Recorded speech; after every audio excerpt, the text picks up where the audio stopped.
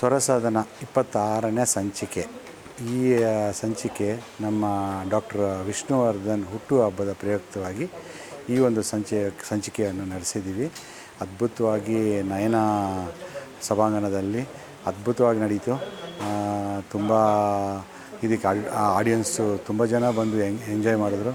ನಮ್ಮಲ್ಲೂ ಅಷ್ಟೇ ಎಲ್ಲ ಸಿಂಗರ್ಸ್ ಬಂದು ಅದ್ಭುತವಾಗಿ ಹಾಡಿದ್ರು. ಈ ಒಂದು ಡಾಕ್ಟರ್ ವಿಷ್ಣುವರ್ಧನ್ ಅವರ ದಿನಾಚರಣೆ ಇದನ್ನು ಆಚರಿಸಿ ತುಂಬ ಅದ್ಭುತವಾಗಿ ನಡೀತು. ಇದಕ್ಕೆ ನಮ್ಮ ತಂಡಕ್ಕೆ ಎಲ್ಲರಿಗೂ ಧನ್ಯವಾದಗಳು ಅಂತ ಹೇಳ್ತಾ, ಇಲ್ಲಿ ಬಂದು ವೀಕ್ಷಿಸಿದವರಿಗೆಲ್ಲ ಧನ್ಯವಾದಗಳು. ಹಾಡಿರೋದನ್ನ ಕೇಳಿದ್ರಿ, ಖುಷಿಯಾಗಿದೆ ಅನ್ಕೋತೀನಿ. ಜೋರಾದ ಚಪ್ಪಾಳೆ ಮಾತ್ರ ಕೇಳಿಸಲಿಲ್ಲ. ಹಾಡು ಮುಗಿದ ಮೇಲೆ ಹಾಡಿ, ಅವಾಗ ನಮಗೆ ಖುಷಿ ಆಗುತ್ತೆ.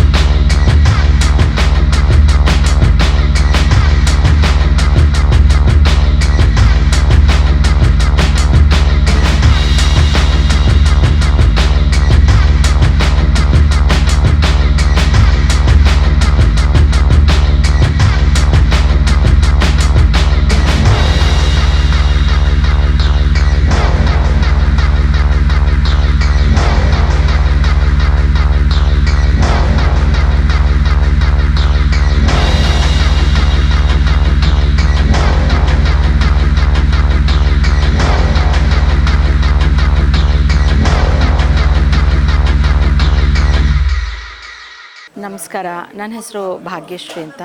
ಸ್ವರಸಾಧನ ತಂಡ ಏನು 26ನೇ ಸಂಚಿಕೆ ಇವತ್ತು ನಡೀತು. ತುಂಬ ಯಶಸ್ವಿಯಾಗಿ ನಡೀತು. ಈ ಕಾರ್ಯಕ್ರಮದ ಉದ್ದೇಶ ಏನಂದರೆ, ಹೊಸಬರಿಗೆ ಅವಕಾಶ ಮತ್ತು ಸ್ವಲ್ಪ ಚೆನ್ನಾಗಿ ಹಾಡುವಂಥವ್ರು ಹಾಡ್ತಾ ಚೆನ್ನಾಗಿ ಪ್ರಾಕ್ಟೀಸ್ ಆಗುತ್ತೆ. ಎಲ್ರಿಗೂ ಕೂಡ ವೇದಿಕೆಗಳು ಸಿಗೋದಿಲ್ಲ.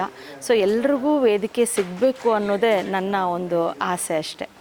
ಈ ಸ್ವರಸಾಧನ ತಂಡ ಏನಿದೆ, ಪ್ರತಿಯೊಬ್ಬರು ಕೂಡ ಹಣ ಹಾಕ್ಕೊಂಡು ಮಾಡುವಂಥ ಒಂದು ಪ್ರೋಗ್ರಾಮು. ಯಾವುದೇ ₹1 ಲಾಭಕ್ಕಾಗಲಿ ಅಥವಾ ಇನ್ನೊಂದು ಮತ್ತೊಂದು ಅಂತ ಇಲ್ಲ. ಕೆರೋಕೆ ಅಂದ್ರೇ, ನಾನು ಇತ್ತೀಚೆಗೆ ಒಂದು ಆಡಿಯೋ ಕೇಳಿದೆ, ನಾನೊಂದು ಭಾಳ ನೋವಾಯಿತು. ಏನು ಕೆರೋಕೆ ಅಂದ್ರೇ ಒಂದು ಕೆಟ್ಟ ಭಾವನೆ ಇದೆ, ಅದು ತಪ್ಪು. ಎಲ್ಲರೂ ಹಂಗಿರಲ್ಲ. ನಮ್ಮಲ್ಲಿ ಎಷ್ಟು ಶಿಸ್ತಾಗಿ ಎಲ್ಲ ಹೆಣ್ಮಕ್ಳು ಬರ್ತಾರೆ, ಎಷ್ಟು ಶಿಸ್ತಾಗಿ ಹಾಡ್ತಾರೆ, ಹೋಗ್ತಾರೆ. ಸೊ ಕೆರೋಕೆ ಅಂದ್ರೇ ಬೇರೆ ಒಂದು ಭಾವನೆಗಳು ಕೆಲವೊಬ್ಬರಲ್ಲಿದೆ. ಅದು ಖಂಡಿತ ತಪ್ಪು. ಇದು ಕಲಿಯೋದಕ್ಕೆ ವೇದಿಕೆ, ಸರಸ್ವತಿ ದೇವಿ ಒಲಿಯುವಂಥ ಸ್ಥಳ ಇದು. ಒಂದೊಂದು ದಿನ ಕೂಡ ಒಬ್ಬೊಬ್ಬರು ಇಂಪ್ರೂವ್ ಆಗ್ತಾನೆ ಬರ್ತೀರ. ನಮ್ಮ 1ನೇ ಸಂಚಿಕೆಯಲ್ಲಿ ನಾವು ಹೇಗೆ ಹಾಡ್ತಾಯಿದ್ರು ನಮ್ಮ ಗಾಯಕರು, ಇವತ್ತು 26ನೇ ಸಂಚಿಕೆಯಲ್ಲಿ ಅಷ್ಟು ಚೆನ್ನಾಗಿ ಹಾಡ್ತೀರ ನಾವೇನ ಅನ್ನೋ ಲೆವೆಲಿಗೆ ಹಾಡ್ತಾಯಿದ್ದಾರೆ. ಖಂಡಿತ ಅವಕಾಶ ಇದೆ. ನನ್ನ ಭಾಳಷ್ಟು ಜನ ಕೇಳ್ತಾಯಿದ್ರಿ ಹೇಗೆ ಸೇರ್ಕೋಬೇಕು ಅಂತ. ನಾನು ನಂಬರನ್ನು ಡಿಸ್ಪ್ಲೇ ಮಾಡ್ತೀವಿ. ಆ ನಂಬರಿಗೆ ನೀವು ಕಾಲ್ ಮಾಡಿ ಮತ್ತು ನೀವು ಹಾಡಿರುವಂಥ ಒಂದು ಹಾಡನ್ನು ವಾಟ್ಸಪ್ ಮಾಡಿ. ನಮ್ಗೆ ಇಷ್ಟ ಆದರೆ ಖಂಡಿತವಾಗ್ಲೂ ನಾವು ಕರ್ಕೊಳ್ತೀವಿ. Thank you. ಹೀಗೆ ನಮ್ಮ ಸ್ವರ ಸಾಧನಾ ತಂಡವನ್ನು ಸಪೋರ್ಟ್ ಮಾಡಿ ಅಂತ ಕೇಳ್ಕೊಳ್ತೀವಿ. ಮತ್ತು ನಮ್ಮ ಪ್ರೊಪ್ರೈಟರ್ ಏನಿದ್ದಾರೆ ಶ್ಯಾಮ್ ಸುಂದರ್ ಸರ್, ಅವರು ಕೂಡ ಹಾಗೆ ನಡೆಸ್ಕೊಳ್ತಾ ಬಂದಿದ್ದಾರೆ. ಕೃಷ್ಣ ಪ್ರಸಾದ್ ಸರು, ಶ್ಯಾಮ್ ಸುಂದರ್ ಸರ್ ಎಲ್ಲ ಒಂಥರ ಸ್ವರ ಸಾಧನಕ್ಕೆ ಒಂದು ಬೆನ್ನೆಲುಬು. ರವಿಶಂಕರ್ ಆಗಿರ್ಬೋದು, ರಂಗನಾಥ್ ಸರ್ ಆಗಿರ್ಬೋದು, ಪ್ರತಿಯೊಬ್ಬರು, ವಿಜಯ್ ಕುಮಾರ್ ಎಲ್ಲರೂ ಅಷ್ಟೇ. ಡೇ 1ಇಂದ 1ನೇ ಸಂಚಿಕೆಯಿಂದ 26ನೇ ಸಂಚಿಕೆವರೆಗೂ ಮುಗಿದಿದೆ. ನೆಕ್ಸ್ಟ್ 27ನೇ ಸಂಚಿಕೆ ಅಂತ ಕಾಲಿಡ್ತಾ ಇದ್ದೀವಿ. Thank you. ಹೀಗೆ ನಿಮ್ಮ ಆಶಸ್ಸು ಆಶೀರ್ವಾದ ನಮ್ಮ ಮೇಲೆ ಇರಲಿ ಅಂತ ಕೇಳ್ಕೊಳ್ತೀನಿ. Thanks a lot.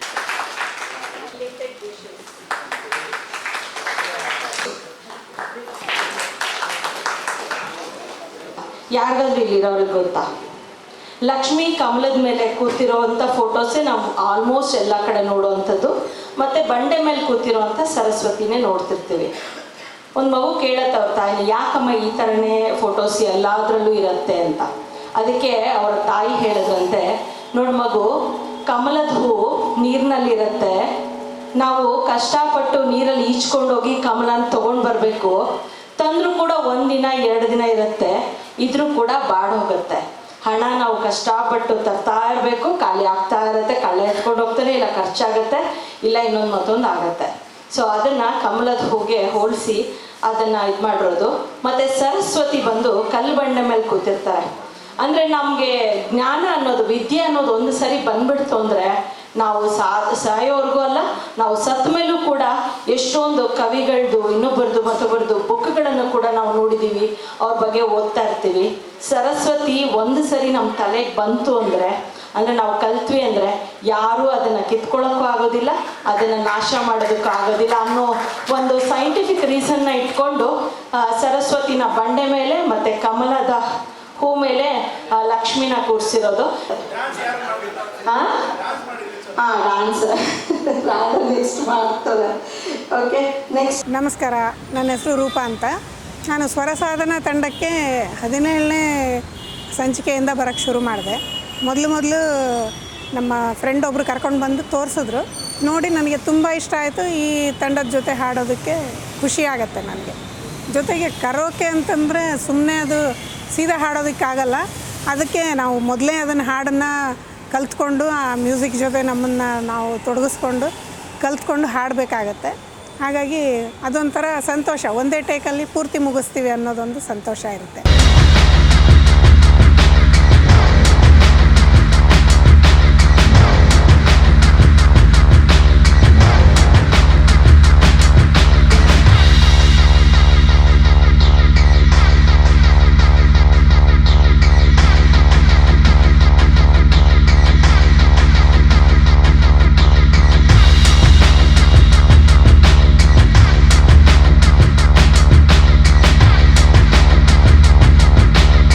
ನನ್ನ ಹೆಸರು ಲೀಲಾವತಿ ಅಂತ. ನಾನು ಸ್ವರ ಸಾಧನಗೆ ಬಂದು ಇದು 26th ಇವೆಂಟ್ ಆಗ್ತಾಯಿದೆ. ಬಟ್ ನಾನು ಜಾಯ್ನ್ ಒಂದು 16th ಇವೆಂಟ್ ಏನೋ ಇರಬಹುದೇನೋ. ಇದು ತುಂಬ ಒಂದು ಸ್ಟ್ರೆಸ್ ಬಸ್ಟರ್ ಅನ್ಬೋದು ಇದು ಕರೋಕೆ. ಇದು ನಮಗೆ ಶ್ಯಾಮ್ ಸರ್ರು ಮೊದಲು ಒಂದು ಗ್ರೂಪ್ ಮಾಡಿ ನಮ್ಮನ್ನು ಕರೆದ್ರು. ತುಂಬ ಎಂಜಾಯ್ ಮಾಡ್ತಾಯಿದ್ದೀವಿ. ಪ್ರತಿಯೊಂದು ಈವೆಂಟ್ಗೂ ಹೊಸದೇನಾದರೂ ಕಲಿತಾನೇ ಇದ್ದೀವಿ. ಇನ್ನೂ ಅದು ಪೂರ್ತಿ ಆಗಿಲ್ಲ, ಪೂರ್ತಿ ಆಗೋದು ಇಲ್ಲ ಅಂತ ಅನಿಸತ್ತೆ. ಮತ್ತು ಭಾಗ್ಯ ಮೇಡಮು, ಪ್ರಕಾಶ್ ಸರ್ರು ಎಲ್ಲರೂ ನಮಗೆ ತುಂಬ ಎನ್ಕರೇಜ್ಮೆಂಟ್ ಮಾಡ್ತಾರೆ. ನಮಗೊಂದೊಂದು ಸಲ ನಾಚಿಕೆ ಆಗುತ್ತೆ, ಅಯ್ಯೋ ಸರಿಯಾಗಿ ಬರ್ತಾಯಿಲ್ಲ, ಬರೋದು ಬೇಡಪ್ಪ ಇನ್ನೊಂದು ಇವೆಂಟ್ಗೆ ಅಂತ ಅನ್ನಿಸ್ತಾ ಇರುತ್ತೆ. ಬಟ್ ಅವರು ಇಲ್ಲ, ಇಂಪ್ರೂವ್ಮೆಂಟ್ ಆಗ್ತಾಯಿದ್ದೀರಾ, ಚೆನ್ನಾಗಿ ಬರ್ತಾಯಿದೆ, ಬನ್ನಿ ಅಂತ ಹೇಳ್ತಾರೆ. ಬಟ್ ಇದು ನಮ್ಮದು ಒಂದು ಕರೋಕೆ ಪ್ರೋಗ್ರಾಮ್ ಅಂತ ಅನ್ನೋದಕ್ಕಿಂತ ಒಂದು ಫ್ಯಾಮಿಲಿ ಈವೆಂಟ್ ಥರ ಇರುತ್ತೆ ನಮ್ಮದು. ಯಾಕೆಂದರೆ ಎಲ್ಲರೂ ಅಷ್ಟೊಂದು ಬೆರ್ತು ಹೋಗ್ಬಿಟ್ಟಿದ್ದೀವಿ, ಒಬ್ರಿಗೊಬ್ಬರು ಕಷ್ಟ ಸುಖಗಳನ್ನ ಹಂಚ್ಕೊಂಡು ಒಂದು ಫ್ಯಾಮಿಲಿ ಥರ ಆಗಿಬಿಟ್ಟಿದ್ದೀವಿ. ಎಲ್ಲ ತುಂಬ ಸಹೃದಯಗಳಿರೋದ್ರಿಂದ ಇಲ್ಲಿ ಒಂಥರ ತುಂಬ ಖುಷಿ ಕೊಡುತ್ತೆ ಬರೋದು ಹೋಗೋದು. ಯಾವಾಗಲಾದರೂ ಒಂದೊಂದು ಸಲ ಮಿಸ್ ಆಗಿಬಿಡುತ್ತೆ, ಏನೋ ಒಂದು ಫ್ಯಾಮಿಲಿ ಈವೆಂಟ್ಸ್ ಇದ್ಬಿಡುತ್ತೆ, ಆವಾಗ ಬರೋದಕ್ಕಾಗೋದಿಲ್ಲ. ಅವಾಗ ಅಯ್ಯೋ ತುಂಬ ಮಿಸ್ ಮಾಡ್ಕೊಳ್ತೀವಿ, ನಾವು ಮಿಸ್ ಮಾಡ್ಕೊಳ್ತೀವಿ, ಅವರು ಹೇಳ್ತಾರೆ ತುಂಬ ಮಿಸ್ ಮಾಡ್ಕೊಂಡ್ವಿ ನಿಮ್ಮನ್ನು ಅಂತ. ಅದೇ ಒಂದು ಅಟ್ಯಾಚ್ಮೆಂಟು ಇದು ಸ್ವರ ಸಾಧನ. ಅದು ಈ ಕರೋಕೆದು ಎಷ್ಟೊಂದು ವೀಡಿಯೋಸ್ ನೋಡ್ತಾ ಇರ್ತೀವಿ.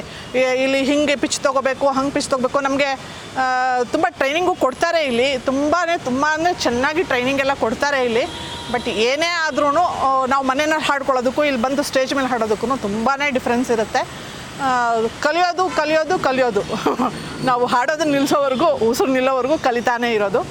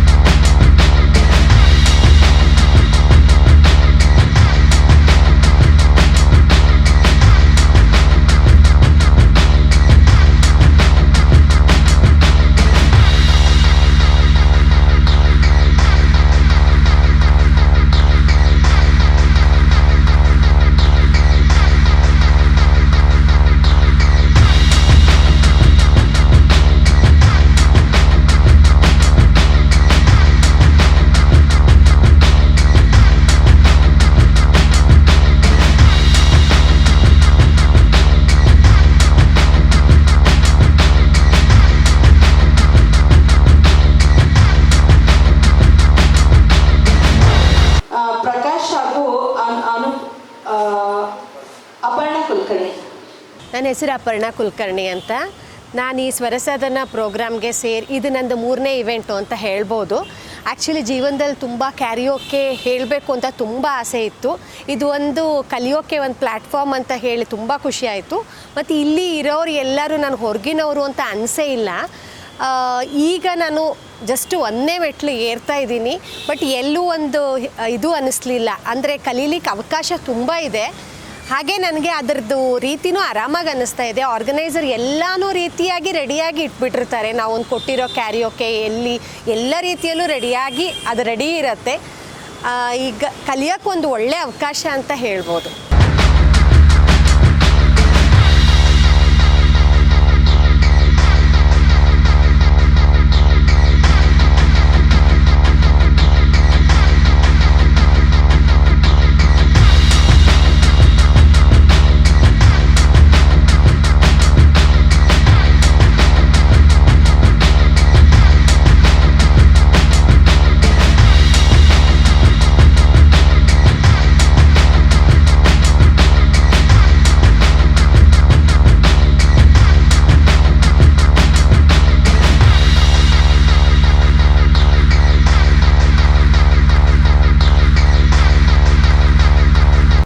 ನಮಸ್ಕಾರ ಸ್ನೇಹಿತರೆ, ನಾನು ಕೃಷ್ಣ ಪ್ರಸಾದ್ ಅಂತ.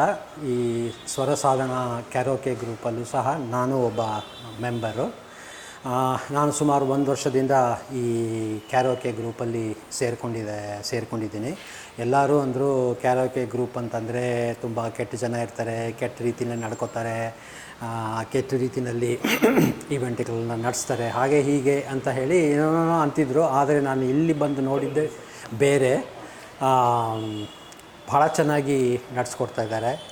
ನನಗೇನಂತಂದರೆ ನಾನೀಗ ರಿಟೈರ್ಡ್ ಆಗಿದ್ದೀನಿ. ನನಗೇನಾದರೂ ಒಂದು ಹವ್ಯಾಸ ಬೇಕು. ಸೊ ಹಾಡೋದೇ ನನ್ನ ಹವ್ಯಾಸ. ಇದೊಂದು ಹವ್ಯಾಸ ಬಿಟ್ಟರೆ ನನಗೇನೂ ಇಲ್ಲ, ಬೇರೆ ಏನೂ ಇಲ್ಲ.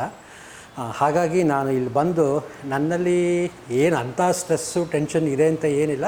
ಆದರೂ ಸಹ ಕೆಲವೊಮ್ಮೆ ಜೀವನದಲ್ಲಿ ಕಹಿ ಘಟನೆಗಳು ನಡೆದಿರೋದು ಅದು ಮೇಲ್ಮೇಲಕ್ಕೆ ಬರುತ್ತೆ. ಹಾಗಾಗಿ ನಾನು ಈ ಹಾಡೋದ್ರಿಂದ ನನಗೆ ತುಂಬ ಅನುಕೂಲ ಆಗಿದೆ. ನಾನು ಎಲ್ಲವನ್ನು ಮರೆತು ನನ್ನ ಕಷ್ಟ, ತೊಂದರೆ ಏನೇನಿತ್ತೋ ಅದನ್ನೆಲ್ಲ ಮರೆತುಬಿಟ್ಟು ಬಂದು ನಾನು ಇಲ್ಲಿ ಹಾಡ್ತೀನಿ. ಭಾಳ ಸಂತೋಷವಾಗಿ ನಾನು ವಾಪಸ್ ತಿರ್ಗಾ ಮನೆಗೆ ಹೋಗ್ತೀನಿ. ಇಲ್ಲಿರೋ ಸದಸ್ಯರು ಎಲ್ಲರೂ ತುಂಬ ಚೆನ್ನಾಗಿ ನನ್ನನ್ನು ನೋಡ್ಕೋತಾರೆ. ಭಾಳ ಚೆನ್ನಾಗಿ ನಡೀತಾ ಇದೆ. ಇದು ಹೆಚ್ಚು ಕಮ್ಮಿ 2 ವರ್ಷದಿಂದನೇ ನಡೀತಾ ಇದೆ. ಇದು ನಾನು ಸೇರಿಕೊಂಡು 1 ವರ್ಷ ಆಗಿದೆ. ನನಗೆ ತುಂಬ ಅನುಕೂಲ ಆಗಿದೆ. ನನ್ನ ಸ್ಟ್ರೆಸ್ಸು, ನನ್ನ ಟೆನ್ಷನ್ ಏನೇ ಇದೆ, ಅದು ಜಾಸ್ತಿನೋ ಕಮ್ಮಿನೋ ಅದು ನನಗೆ ಗೊತ್ತಿಲ್ಲ. ಅದೆಲ್ಲ ಮರೆತು ನಾನು ಇಲ್ಲಿ ಸುಮಾರು 4-5 ಗಂಟೆಗಳ ಕಾಲ ನಾನು ಕಳೀತೀನಿ.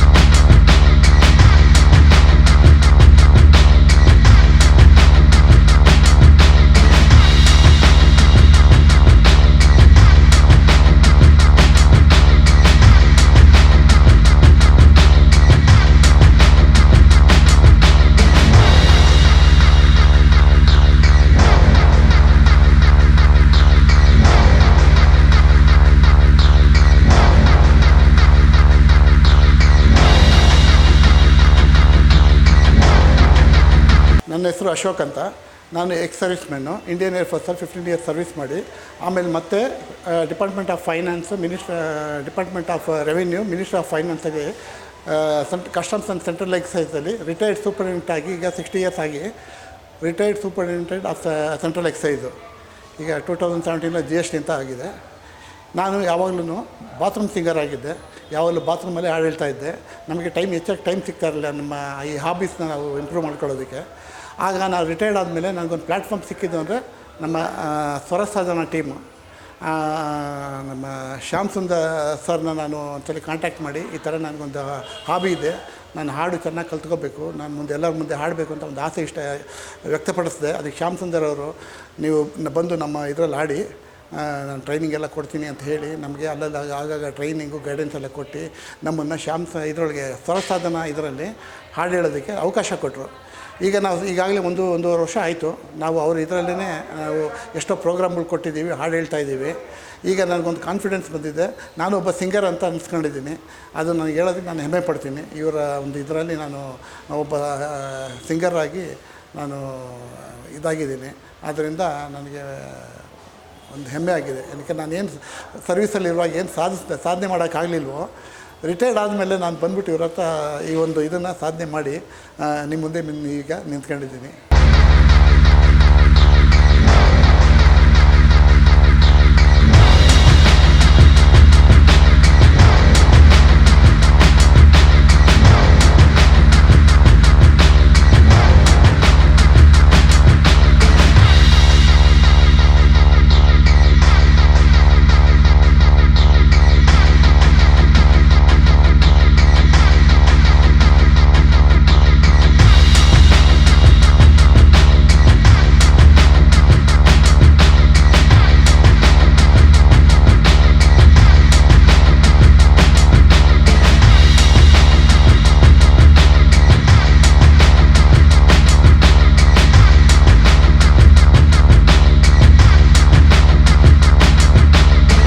ನನ್ನ ಹೆಸರು ಡಾಕ್ಟರ್ ಟಿ ವಿಜಯಕುಮಾರಿ ಅಂತ. ನಾನೊಬ್ಬ ಗೈನಕಾಲಜಿಸ್ಟ್, ಇಲ್ಲೇ ಬೆಂಗಳೂರಲ್ಲೇ ಇದ್ದೇನೆ.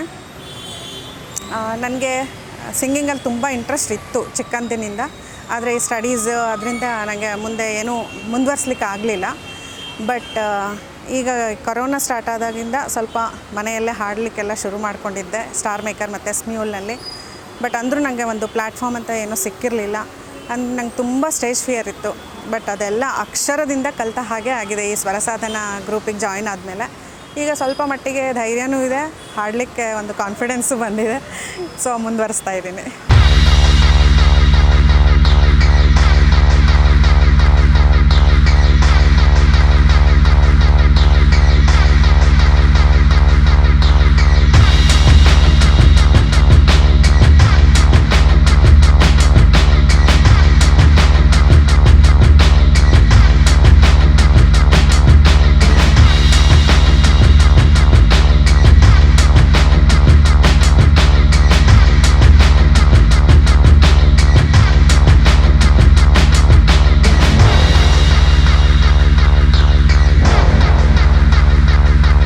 ನಮಸ್ಕಾರ.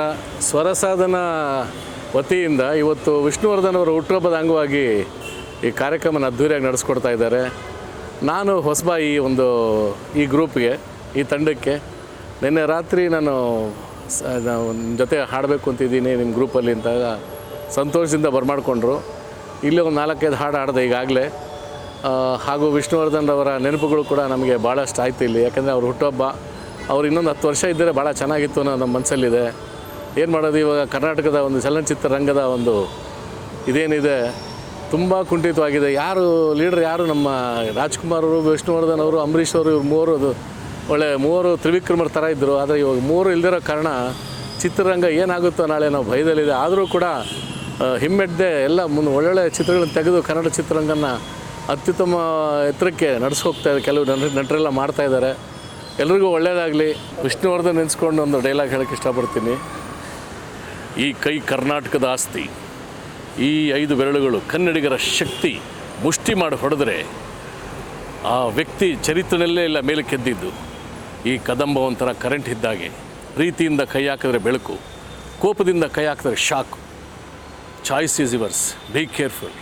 ಇದು ಕದಂಬ ಚಿತ್ರದ ಒಂದು ಸಣ್ಣ ತುಣುಕು ತಮ್ಮ ಮುಂದೆ ಪ್ರಸ್ತುತಪಡಿಸಿದ್ದೀನಿ. ಚೆನ್ನಾಗಿದ್ದರೆ ಸಂತೋಷ ಪಡಿ, ಇಲ್ಲದೇ ಇದ್ದರೂ ನನಗೆ ಆಶೀರ್ವಾದ ಮಾಡಿ, ಪರವಾಗಿಲ್ಲ. ಭಾಳ ಆನಂದ ಆಗುತ್ತೆ. ಈ ಸ್ವರ ಸಾಧನ ಕಾರ್ಯಕ್ರಮ ನಡೆಸ್ಕೊಡ್ತಾ ಇದ್ದಾರಲ್ಲ, ನಾನು ಹಲವಾರು ಹಾಡುಗಳೆಲ್ಲ ಕೇಳಿದೆ, ಭಾಳ ಚೆನ್ನಾಗಿ ಮೂಡಿ ಬರ್ತಾಯಿದೆ. ಎಲ್ಲರೂ ಒಳ್ಳೊಳ್ಳೆ ಗಾಯಕರಿದ್ದಾರೆ. ಇವರಿಗೆಲ್ಲ ತಾಯಿ ರಾಜರಾಜೇಶ್ವರಿ ಒಳ್ಳೆ ಕಂಠವನ್ನು ಕೊಟ್ಟು ಮುಂದಿನ ದಿನಗಳಲ್ಲಿ ಅದ್ಭುತವಾದ ಗಾಯಕರಾಗಿ ಬರಲಿ ಅನ್ನೋ ಒಂದು ಆಸೆ ನನ್ನಲ್ಲೂ ಇದೆ.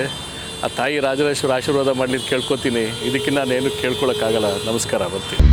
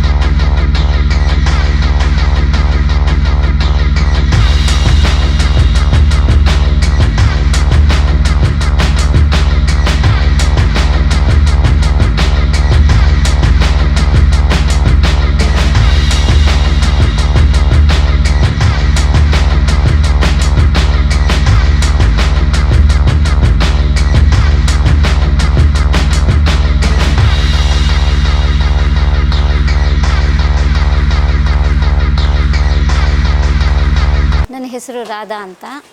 ನಾನು ಸ್ಟಾರ್ ಮೇಕರ್ನಲ್ಲಿ ಹಾಡುವಂಥ ಗಾಯಕಿಯಾಗಿದ್ದೆ. ತದನಂತರ ಈ ಒಂದು ಸ್ವರ ಸಾಧನಾ ತಂಡದಲ್ಲಿ ನಾನು ಜಾಯ್ನ್ ಆಗಿ ನನ್ನ ಹಾಡನ್ನು ಇವರು ಮೈಸೂರಿನಲ್ಲಿ ಕೇಳಿ ಕರ್ಕೊಂಡು ಬಂದು ಈ ಒಂದು ಗ್ರೂಪಿನಲ್ಲಿ ಹಾಕ್ಕೊಂಡ್ರು. ಇಲ್ಲೆಲ್ಲರೂ ಯಾರು ಸಂಗೀತ ಕಲಿತವ್ರಿಲ್ಲ, ಆದರೂ ಕೂಡ ಅಷ್ಟು ಅದ್ಭುತವಾಗಿ ಹಾಡೋದು ನಮಗೆ ಆಶ್ಚರ್ಯ ಆಗುತ್ತೆ. ಈ ಒಂದು ಗ್ರೂಪು ಇಲ್ಲಿವರೆಗೂ 26ನೇ ಸಂಚಿಕೆವರೆಗೂ ತೊಗೊಂಡು ಬಂದಿದ್ದಾರೆ. ಶ್ಯಾಮ್ ಸರ್ ಮತ್ತು ಭಾಗ್ಯಶ್ರೀ ಮೇಡಮ್ ಅವರು ತುಂಬ ಶ್ರಮ ಪಟ್ಟಿದ್ದಾರೆ ಈ ಒಂದು ಗುಂಪನ್ನು ಕಟ್ಟೋದಕ್ಕೆ. ಇದು ಒಗ್ಗಟ್ಟಿನಿಂದ ಇಷ್ಟು ದೂರ ಸಾಗಿರೋದು ನಿಜಕ್ಕೂ ನಮಗೆ ಒಂಥರ ಖುಷಿ ಅನಿಸುತ್ತೆ. ನಾವು ಹಾಡ್ತಿದ್ದೀವ, ಇವತ್ತಿನ ದಿನದಲ್ಲಿ ಇವತ್ತಿಷ್ಟು ಪ್ರೇಕ್ಷಕರು ಬಂದು ನೋಡಿರೋದು ನಮಗೆ ಖುಷಿ ತಂದಿರೋದೇನೆಂದರೆ ಇಷ್ಟು ಜನರ ಮುಂದೆ ಹಾಡುವಂಥ ಒಂದು ಸಾಮರ್ಥ್ಯ ನಮ್ಮಲ್ಲಿ ಇದೆ ಅನ್ನೋದನ್ನು ತೋರಿಸ್ತಾ ಇದೆ. ಖಂಡಿತ ನಿಮ್ಮೆಲ್ಲರ ಸಹಕಾರ ಹೀಗೆ ಇರಲಿ ಸರ್.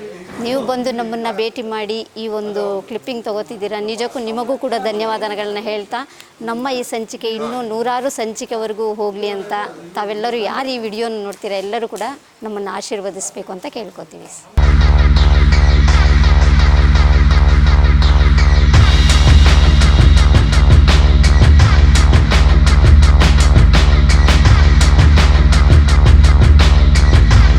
ನಾವು ಇಲ್ಲಿ ಜಾಯ್ನ್ ಆಗಿ ಸ್ವರ ಸಾಧನೆಗೆ 26 ಸಂಚಿಕೆ ಆಗಿದೆ. ಈಗ 26 ಸಂಚಿಕೆಯಲ್ಲೂ ನಾವು ಒಂದು ಮೊದಲನೇ ಹಂತದಿಂದನೂ ನಾವು ಕಲಿತಾನೆ ಬಂದಿದ್ದೀವಿ. ಇವತ್ತು ಇಷ್ಟು ತುಂಬಾ ಚೆನ್ನಾಗಿ ಆಡ್ತಾಯಿದ್ದೀವಿ. ನಮಗೆ ಆಗ ಅನ್ನಿಸ್ತಾ ಇದೆ, ಭಾಷೆ ಆಗ್ತಾಯಿದೆ. ಇದಕ್ಕೆ ಒಂದು ಸಣ್ಣ ವೇದಿಕೆಯಿಂದನೇ ನಾವು ಸ್ವಲ್ಪ ಇಷ್ಟೊಂದು ಚೆನ್ನಾಗಿ ಆಡ್ತಾಯಿದ್ದೀವಿ ಅಂದರೆ ನಮ್ಮ ಶ್ಯಾಮಣ್ಣವರೇ ಇದಕ್ಕೆಲ್ಲ ಕಾರಣ.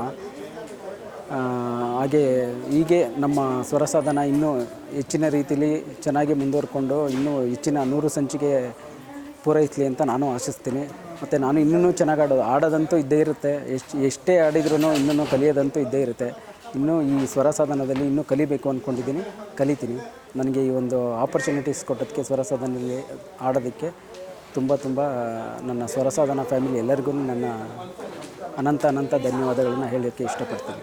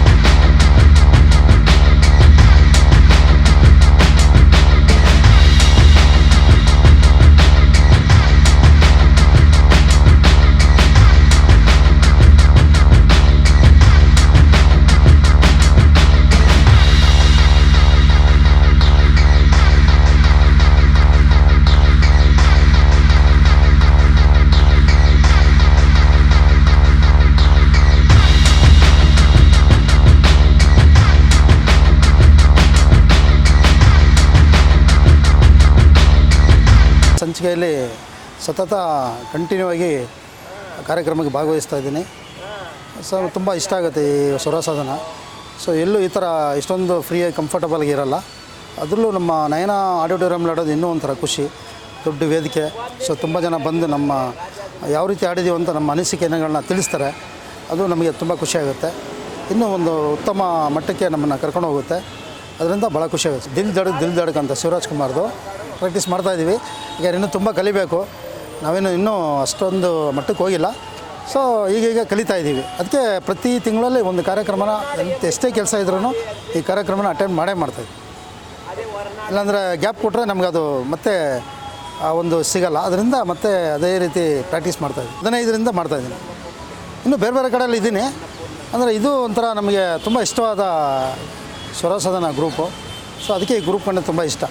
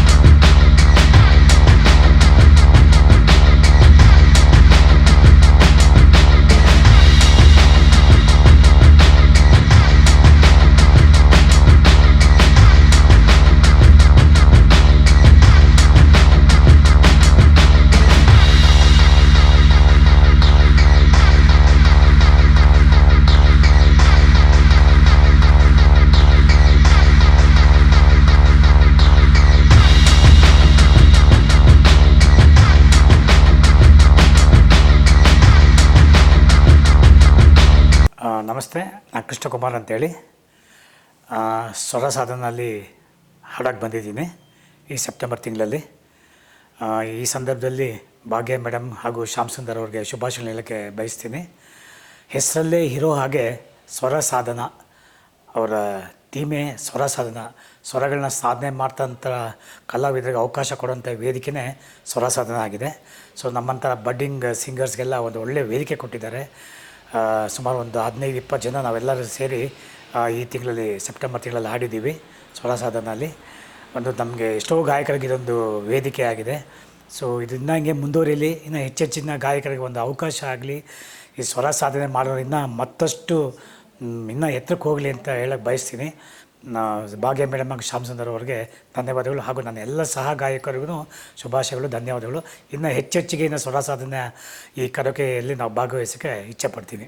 ಈ ತಿಂಗಳಲ್ಲಿ ವಿಷ್ಣುವರ್ಧನ್ ಸೆಪ್ಟೆಂಬರ್ 18ಕ್ಕೆ ವಿಷ್ಣುವರ್ಧನ್ ಅವ್ರದ್ದು ಹುಟ್ಟುಹಬ್ಬ ಆಚರಿಸಲಾಯಿತು. ಆ ಅಂಗವಾಗಿ ಈ ಸುಮಾರು ನಾವು ವಿಷ್ಣುವರ್ಧನ್ನ ಪ್ರಸಿದ್ಧವಾದ ಗಾಯನವನ್ನು ಆಯ್ಕೆ ಮಾಡಿಕೊಂಡೆಲ್ಲ ಹಾಡಿದ್ವಿ ನಾವೆಲ್ಲರೂ. ಮೇರು ನಟ, ಏನು ಹೇಳೋಕ್ಕೆ ಪದಗಳಿಲ್ಲ. ನಮ್ಮ ಕನ್ನಡ ನಾಡಿನ ಚಿತ್ರ ಜಗತ್ತಿಗೆ ಒಂದು ಮೇರು ನಟ. ಅವ್ರು ಕೊಟ್ಟಂಥ ಒಂದು ಕಾಣಿಕೆ ಸೂರ್ಯಚಂದ್ರ ಇರೋರ್ಗೂ ಇರುತ್ತೆ, ಜ್ಞಾಪಿಸ್ಕೊಳ್ತೀವಿ. ಭಾಳ ಸುಂದರವಾದ ನಟ. ಧನ್ಯವಾದಗಳು. ನಮ್ಮ ಹೆಸರು ಜಿ ನಾಗರಾಜು, ನಮ್ಮ ವಿಳಾಸ ಕ್ಯಾರ್ಪುರ. ನಾನು ಡಾಕ್ಟರ್ ವಿಷ್ಣು ಸೇನಾ ಸಮಿತಿ ಅಧ್ಯಕ್ಷರು ರೀ. ಈ ವರ್ಷ ಅಮೃತೋತ್ಸವ ಚೆನ್ನಾಗಿ ನಡೆಸಿದ್ದು.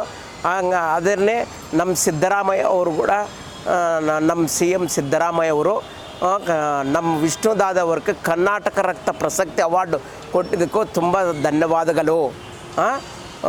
ಅದಕ್ಕೆ ಎಲ್ಲಿಂದ ನೋಡು, ನಮ್ಮ ಬ್ಯಾಂಗ್ಳೂರಿನಲ್ಲಿ 7 ಕೋಟಿ ಜನಕ್ಕೆ ನಮ್ಮ ದಾದಾ ಅವರು, ವಿಷ್ಣು ದಾದಾ ಅಂದರೆ ಎಲ್ಲರಿಗೆ ಅಭಿಮಾನ. ಅದಕ್ಕೂ ನಮ್ಮ ವಿಷ್ಣು ಅವರು ಅಂದರೆ ನನಗೆ ಪ್ರೀತಿ. ಅವರು 205 ಚಿತ್ರಗಳು ನಟಿಸಿದರು, ಒಳ್ಳೆ ಸ್ವಾಭಿಮಾನಿ.